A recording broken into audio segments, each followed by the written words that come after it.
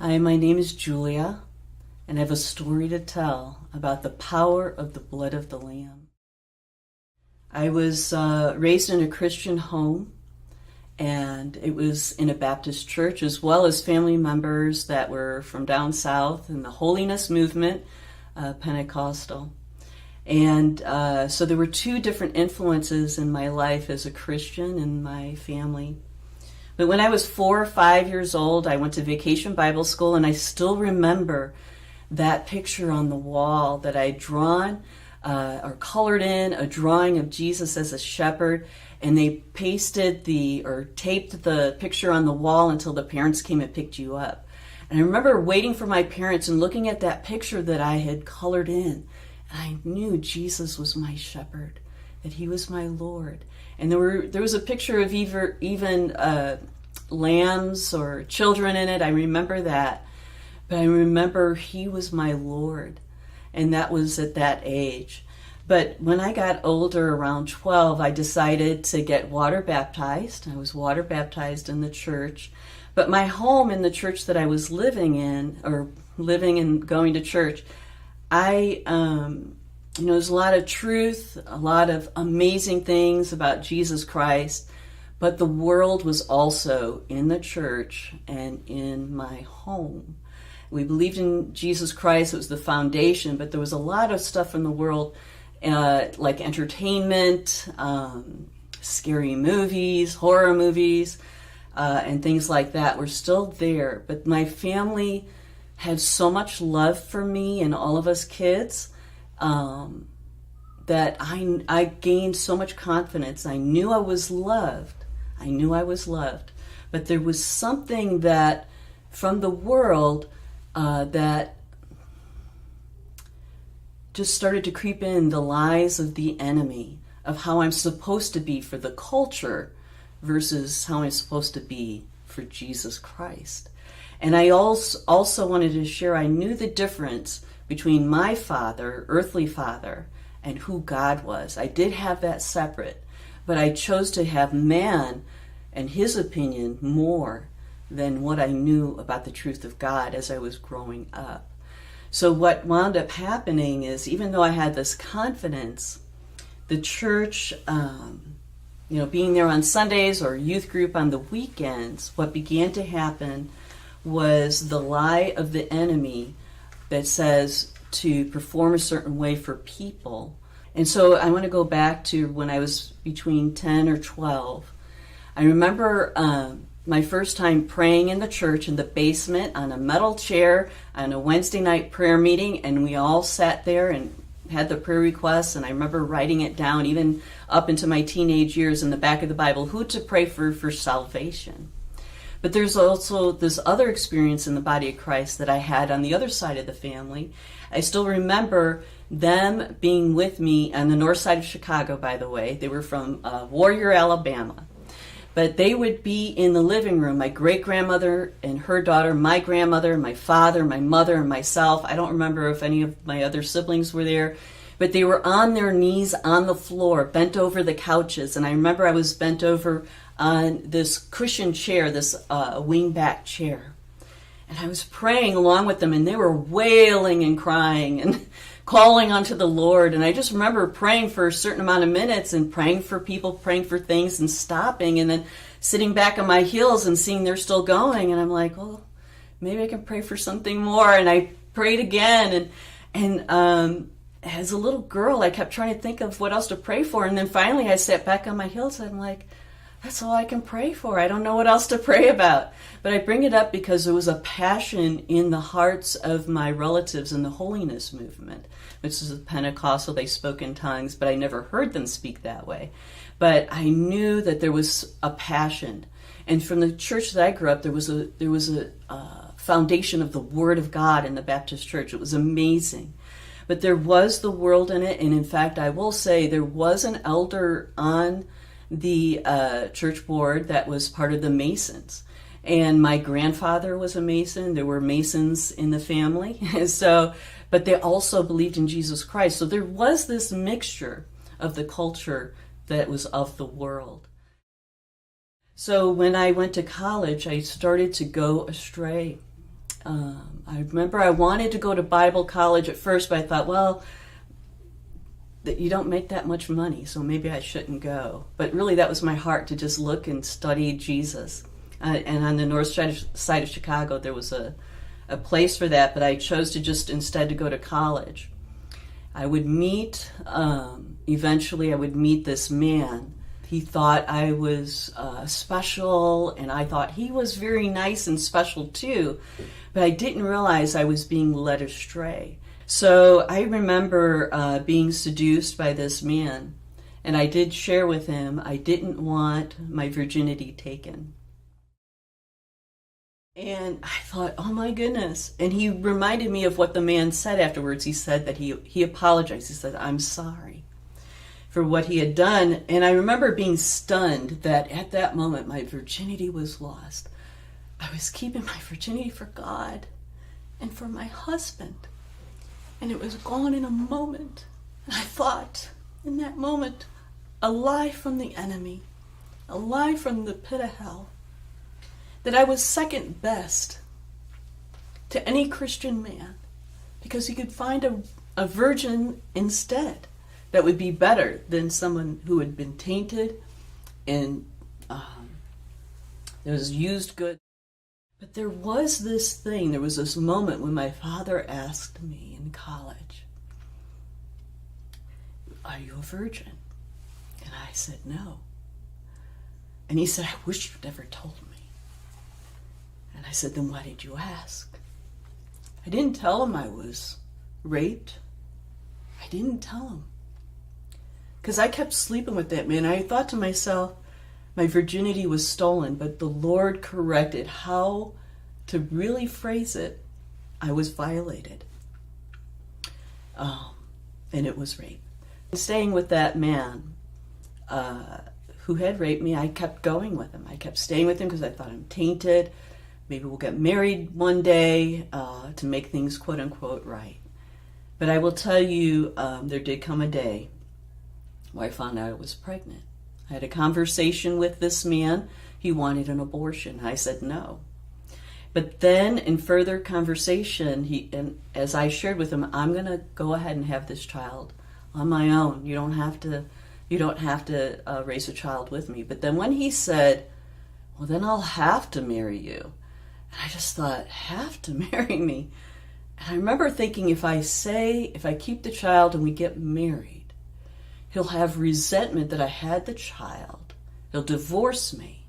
And I had a fear of divorce, fear of someone not receiving the love that I have to give. That's really what it is.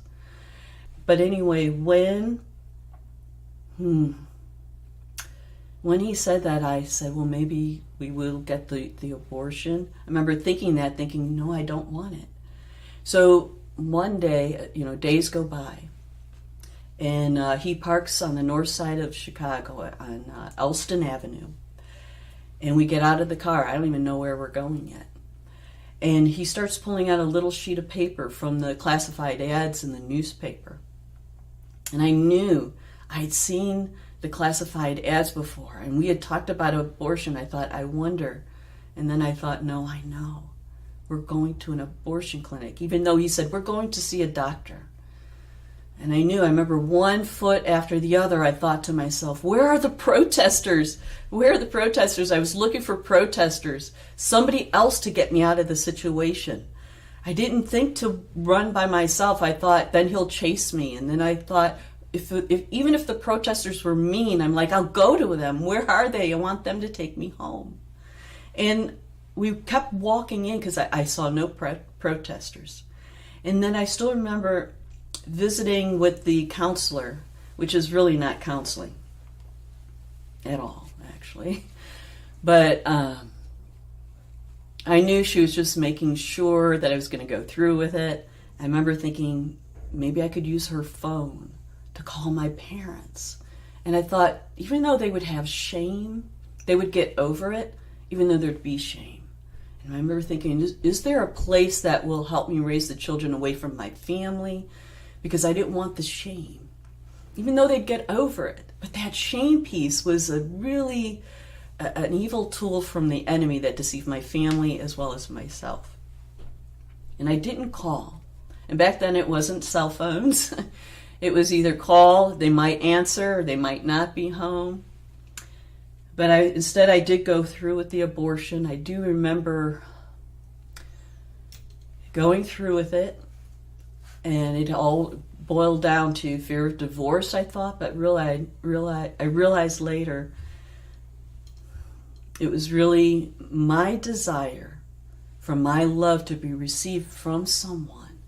But if it's not received, that's where I was at in my fear if it wasn't received. Going back to that moment before I walked out of that car to go with this man to get the abortion, there was a moment where my one leg was following after the other with his legs, walking one after another. And I do realize now there was a soul tie, even from that first moment of the rape and my continuing, there was a soul tie. Even in the Bible, it does say about being one even with a prostitute. And there would be one flesh.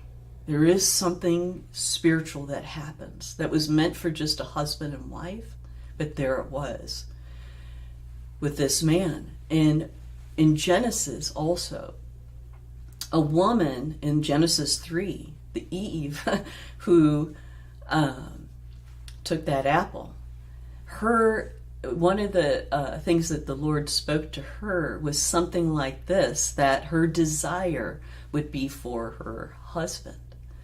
And so in a way, I was acting out for my desire for this man, that with the soul tie. I was kind of connecting with something that is unique, starting from Genesis chapter 3. So as I'm walking in, I know he's pleased, this man. And there was a part of me that thought, well, this would be secret. I remember being on the table for the abortion. There was a doctor and another nurse and with the doctor, but then by my side there was basically a nurse to coach me. I remember breathing in through my nose and out through my mouth with the pain. And the nurse saying, "You're doing well." And I remember thinking, I got this from my mom. She said she learned to do that when she was in pain. And I was one of the first ones she delivered naturally. I was her fourth child. And she learned Lamaze. We call it Lamaze now. And I was doing that on the table. And I remember I wanted to ask, is it a boy or a girl? But I thought, this woman, nurse, doesn't know. She genuinely believed that she was doing what is good. And she coached me nice, she coached me well. But that's really meant for her. That gift for that woman to speak that is for the gift of being a midwife. And instead it was for the death of the child that she's supposed to coach for others to be born.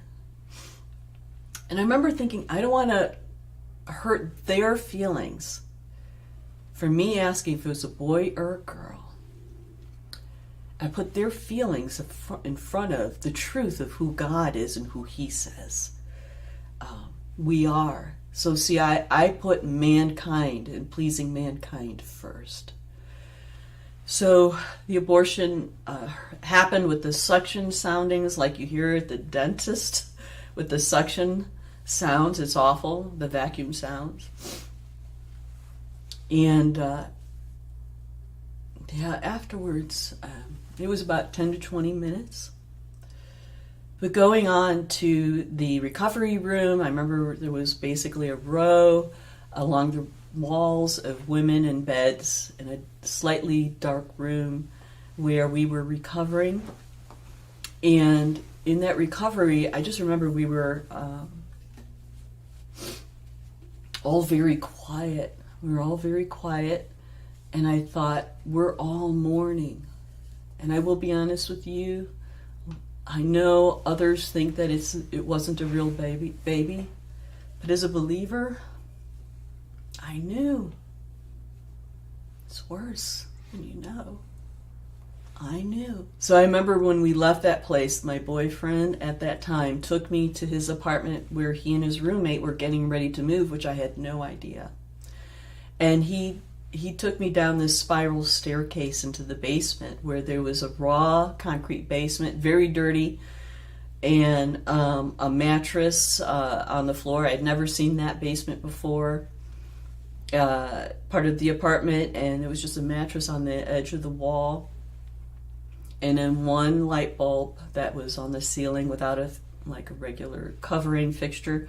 But I remember laying on that mattress. I thought, I didn't care if it was dirty. I remember laying on there, and I actually thanked God for the mattress. I said, thank you, God. And I remember thinking, so this is what it's like to connect with the world and have the world come into you. This is what they get. The basement. A dirty basement, a dirty mattress. But yet I said, I know, Lord, this is what the world has to offer, but I thank you for this mattress. And I remember walking in that first room, and I remember that my body, that had been changing, where my breasts were becoming more weight, which were to get ready to nurse my future child. I noticed when I walked in that room that the weight in my breasts were gone. It was gone. And I knew, I understood that it had stopped. The weight, the preparation to nurse my child. My body was automatically doing it. I knew it was gone. The preparation. I didn't tell my family. But because of that lie from the enemy that I'm tainted, that I'm only second best to a Christian man, even if he thought he wanted to marry me, I thought, but he wouldn't get the best. And I wanted him, a Christian man, to get the best. And it wouldn't be me. So I would date Christian men, but not go any further. Instead, I wound up staying with, after that, I would break up with that man eventually and move on, but I started dating men that did not know Jesus because I thought, well, they won't mind. They won't mind that I'm tainted and that I've had an abortion. And I wanted to give my love to someone and receive love. So I did, after that, I did date a man where we slept together, but he wasn't wanting to marry me after we were together for a while. And I said, well, I can't stay with you because he didn't want to marry me. So I remember we broke up because of that. I said, it's marriage, not just boyfriend, girlfriend. But I will say a week later, he did kill himself. And I was not in the Lord. I was not in the Lord. He did ask me the question on our last phone call. He said, are you pregnant? And I said, no.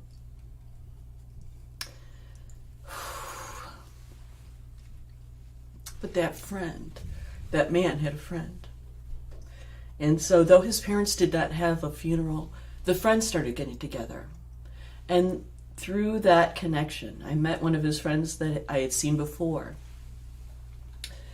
So in 1985, this man had killed himself. His name was Kirk. He had killed himself in that March. And I would get together with one of his friends. His name was Michael. And Michael and I, he was a non-believer as well. So he and I would get together, and I would sleep with him very quickly because I thought, well, I'm tainted. I'm used goods. This is what I'm good for. And I wanted to please him. Back to the desire for your husband, but yet it's meant for the husband. Meant for the husband anyway, but nonetheless. So I've got all these soul ties with other men in their lives. But nonetheless, when I'm with this man who would become my husband, Michael, I remember the first time we slept together, I prayed to the Lord. I said, Lord, I don't want to sin anymore. Don't. If this man is good enough, I'll go with him.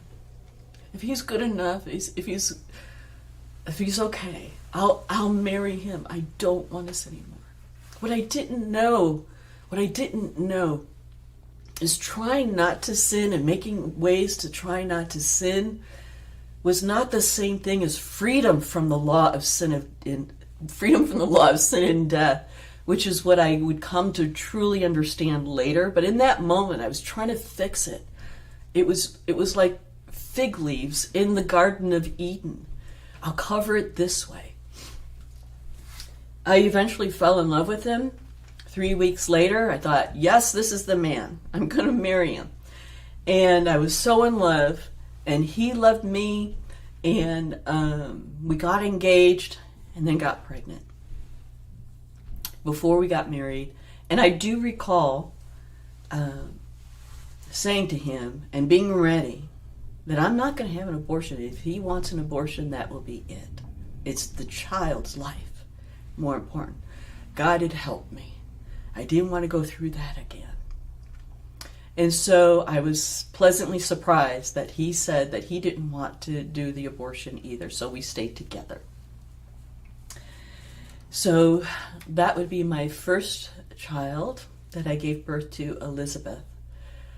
I still remember the pregnancy of feeling in my womb, that first trimester, the feeling of like a butterfly inside of me, a completely independent being inside my womb. So butterflies are very special to me because I thought she feels like a butterfly, beating her wings like faster than I've seen any butterfly flap their wings, like a hummingbird maybe.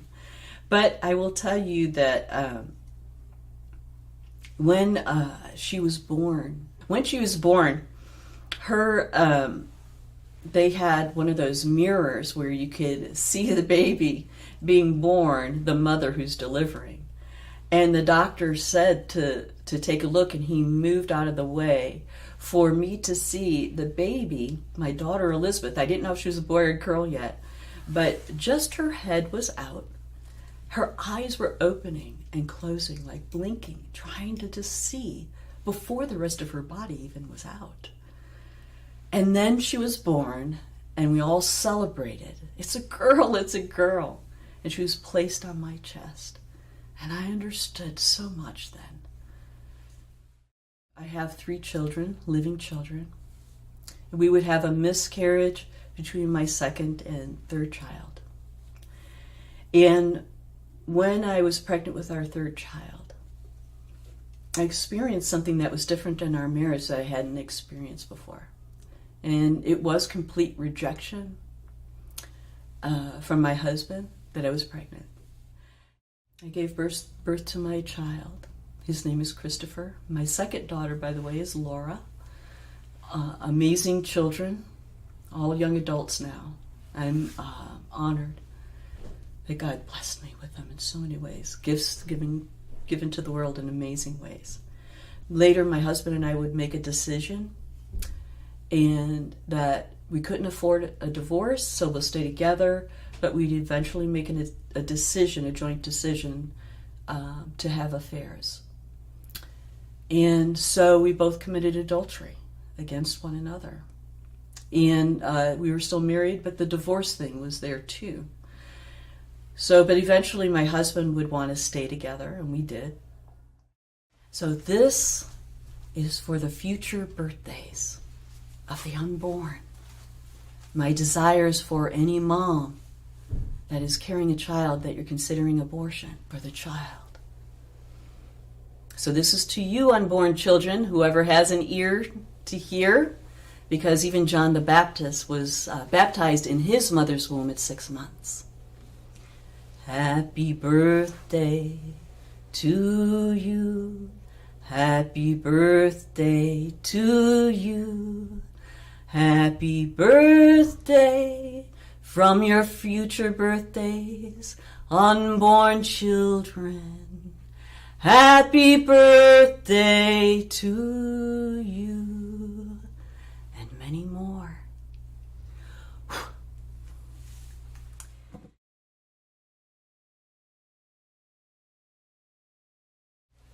For those mothers considering, oh, what do I do? I'm pregnant. My husband or boyfriend's abusive. I'm a single mom. God is provider. And there's a verse that goes to a melody that I want to sing to you in hope, in looking to God, not to man, who says you're going to fail.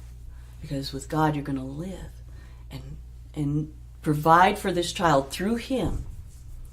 And the verse is this. It's from Psalm, I think it's 119, 105. And it's this. Thy word is a lamp unto my feet and a light unto my path. I'll say it again. Remember, it's true. Thy word is a lamp unto my feet and a light unto my path.